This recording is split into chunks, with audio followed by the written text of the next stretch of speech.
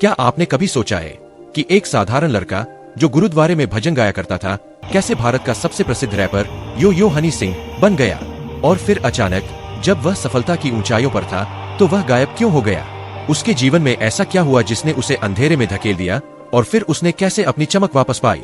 हनी सिंह, जिनका असली नाम हृदय सिंह है, का जन्म 15 मार्च 1983 को पंजाब के होशियारपुर में एक सिख परिवार में हुआ था।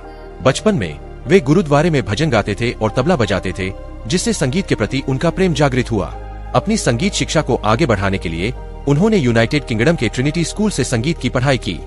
अपनी पढ़ाई पूरी करने के बाद हनी सिंह ने दिल्ली में अपने करियर की शुरुआत की। उन्होंने एक सत्र और रिकॉर्डिंग कलाकार के रूप में काम किया और धीरे धीरे भांगड़ा संगीत निर्माता के रूप में पहचान बनाई। उनका पहला एल्बम द नेक्स्ट लेवल 2009 में रिलीज हुआ, जिसने उन्हें व्यापक पहचान दिलाई।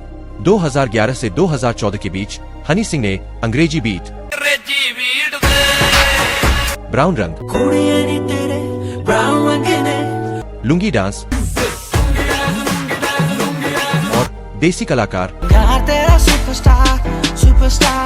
जैसे कई हिट गाने दिए जो युवाओं के बीच बेहद लोकप्रिय हुए। उनका अनोखा रैपिंग स्टाइल और संगीत ने उन्हें रातों रात स्टार बना दिया। लेकिन 2014 के बाद हनी सिंह अचानक संगीत की दुनिया से गायब हो गए। उनकी अनुपस्थिति ने उनके प्रशंसकों और मीडिया में कई सवाल खड़े किए। बाद में यह सामने आया कि वे बाइपोलर डिसऑर्डर और साइकोटिक लक्षणों से जूझ रहे थे। इस मानसिक स्थिति के कारण उनका मन नियंत्रण से बाहर हो गया था और वे जागते हुए भी सपने देखते थे, जिससे उन्हें डर और असुरक्षा महसूस होती थी। उन्होंने स्वीकार किया कि इस दौरान वे रोज मरने की कामना करते थे और अपने पिता को काम करते देख शर्मिंदा महसूस करते थे, क्योंकि वे खुद कुछ करने में सक्षम नहीं थे। इस कठिन दौर से उबरने में हनी सिंह को 5 साल लगे।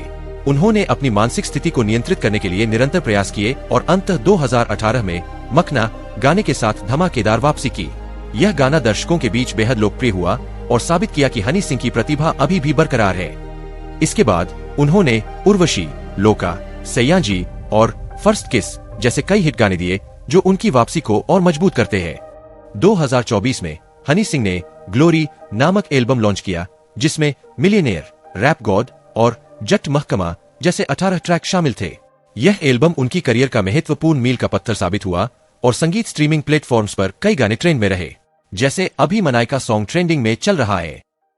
मैं तो बच के रही नहीं, I'm a maniac। Honey Singh की यह यात्रा हमें सिखाती है कि सफलता के शिखर पर पहुंचने के बाद भी जीवन में चुनौतियां आ सकती है, लेकिन दृढ़ संकल्प और आत्मविश्वास से हम उन पर विजय पा सकते हैं। उनकी कहानी प्रेरणादायक है और यह दर्शाती है कि मानसिक स्वास्थ्य के प्रति जागरूकता और समर्थन कितना महत्वपूर्ण है।